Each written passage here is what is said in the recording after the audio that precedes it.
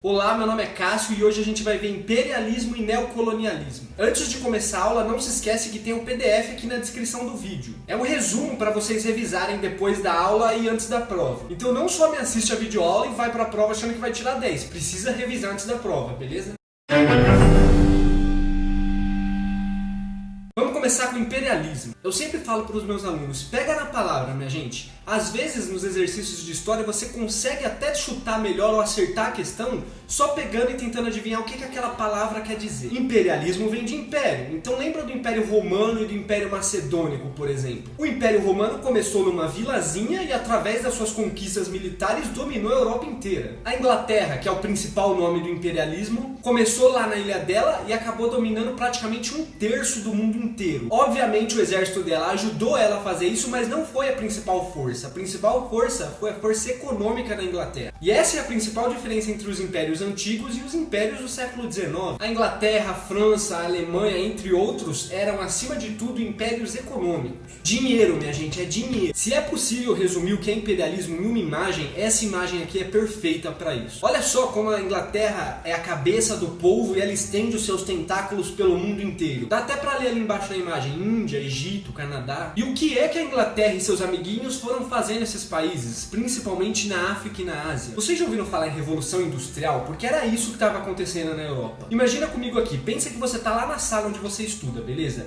E a gente resolve abrir uma fábrica de carteiras escolares dessa que você tem na sua sala. A gente abre essa fábrica e começa a vender nossas carteiras pelo Brasil, né? E aí a gente vende tanta carteira, mas tanta carteira, que todas as escolas no Brasil compram a nossa carteira. O problema é que carteira escolar não é um negócio que você troca todo ano, né? Vamos imaginar que de 10 em 10 anos as escolas troquem as carteiras. Ou seja, ninguém no Brasil vai comprar mais as nossas carteiras por um tempo. Não vai ter mais aquela demanda, aquela vontade de comprar carteira que tinha antes. Por isso a gente vai ter que sair mundo afora aí procurando novos lugares, novos mercados consumidores que queiram comprar nossas carteiras. Além disso, a gente ficou rico pra caramba vendendo carteira no Brasil. A gente tá milionário, mas a gente não tem mais onde investir esse dinheiro. Ou seja, a gente tá com dinheiro acumulado, a gente tem capital, mas não tem onde investir esse dinheiro. Por isso a gente também vai sair mundão afora aí procurando novos investimentos de capital, que nada mais é do que um lugar pra gente investir o nosso dinheiro e ganhar mais dinheiro de volta. E quando a gente acha um país que precisa de carteiras e a gente vai lá abrir uma fábrica,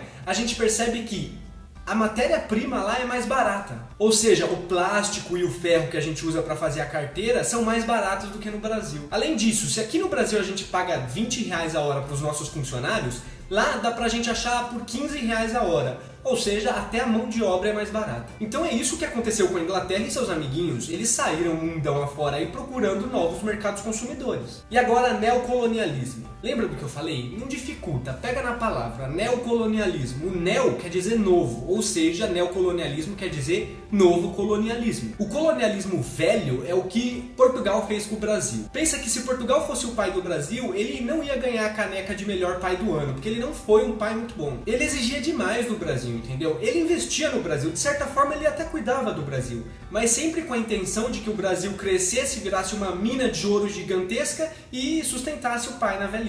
Mas se o colonialismo de Portugal, ainda que de maneira distorcida, cuidava um pouco das suas colônias, o neocolonialismo não. O neocolonialismo era o tipo de pai que precisava chamar o conselho tutelar aqui para tirar essa criança dessa casa, porque era um absurdo. O homem branco europeu nessa época, ele estava numa felicidade eufórica, ele estava muito felizão. A economia estava voando, a indústria produzia cada vez mais, a ciência e o progresso estavam mudando o mundo deles de forma nunca antes vista. E aí, minha gente, o homem branco europeu começou a se achar melhor que os outros. É aqui que entra um negocinho chamado etnocentrismo. Isso quer dizer a centralidade de uma etnia. Eu sempre pergunto para os meus alunos, você sabe o que é uma etnia? Eles quase sempre não sabem. E para simplificar, eu faço uma comparação com os bairros em que a gente mora. Vamos supor que eu moro no bairro da Liberdade, aqui em São Paulo, beleza? Então eu sou da etnia da Liberdade. Eu faço parte desse grupo de pessoas que nasceram na Liberdade, cresceram na Liberdade, que tem uma língua igual, que comem uma mesma comida, uma mesma alimentação, que tem uma cultura muito parecida. E vocês aí moram no bairro do Paraíso.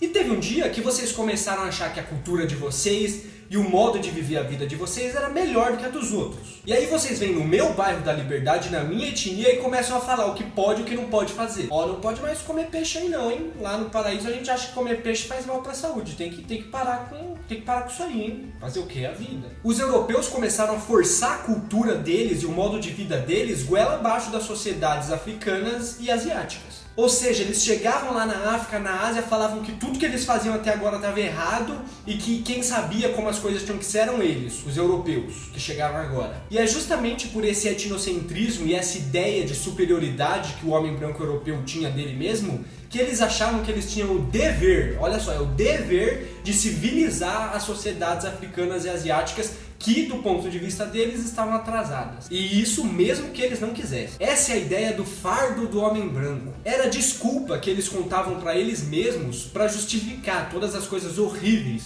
que eles faziam na África e na Ásia. Também relacionado a essa ideia de fardo do homem branco, tá o que é chamado darwinismo social. Darwin é o cara que criou a teoria da evolução das espécies. O homem branco pegou isso e adaptou para a sociedade para dizer que ele era mais evoluído, que ele era melhor que o africano e que o asiático. Um dos exemplos mais absurdos do que esse pessoal fez na África foi a Conferência de Berlim. Berlim, eu não sei se você sabe, mas é a capital da Alemanha, fica na Europa, beleza? Então lá na capital da Alemanha, as nações imperialistas europeias se reuniram e dividiram a África, estenderam o mapa gigantesco da África, imagina isso. E começaram a dividir o continente africano. Um dos maiores problemas dessa divisão foi que eles não respeitaram nem um pouco as divisões étnicas da África. Então pensa assim, lembra que eu sou da etnia da Liberdade e você é do Paraíso? E a verdade é que as nossas etnias se matam faz décadas. Eu te odeio e você me odeia, beleza? Até que chega um dia e vem um homem branco europeu e fala pra gente que a gente não deve mais brigar, porque eles dividiram a África lá na Conferência de Berlim e agora somos todos irmãos de uma mesma nação.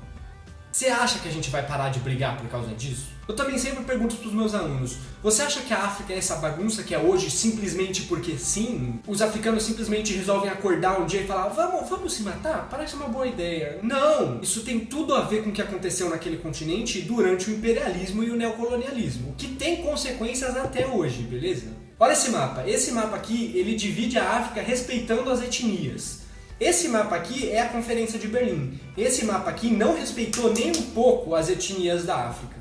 Olha a diferença entre esses mapas. A África seria muito mais parecida com esse mapa se tivessem sido respeitadas as etnias. E você acha que acabou? Ainda tem a partida da China. Olha essa imagem. Fizeram a mesmíssima coisa com a China. Você consegue ver o chinês ali revoltado com os representantes das nações imperialistas dividindo a pizza da China. Gente, a Inglaterra invadiu a China 2 vezes para forçar o governo chinês a aceitar que a Inglaterra vendesse ópio na China. Eu não sei se você sabe o que é ópio, mas é uma droga fortíssima. Imagina o Brasil invadir o Uruguai para forçar o Uruguai a aceitar que o Brasil venda crack para os uruguaios. É basicamente isso. Então esses são os conceitos que você precisa entender, precisa saber para ir bem na sua prova. Lembra, tá tudo no PDF, minha gente, explicadinho lá. Vê o vídeo e baixa o PDF também, faz o resumo por ele, estuda por ele. Então vocês podem ver, né? Imperialismo e neocolonialismo são temas que pra mim, pelo menos, são bem revoltantes. E, gente, tem consequências até hoje, tá? Se você quer entender o mundo de hoje, você precisa entender imperialismo e neocolonialismo. E não se esquece de deixar o like, se inscrever no canal e contar para seus coleguinhas de sala dessa videoaula, hein? Eu sei que você não deve ser a única pessoa que está estudando. Então, falou, boa prova, até mais!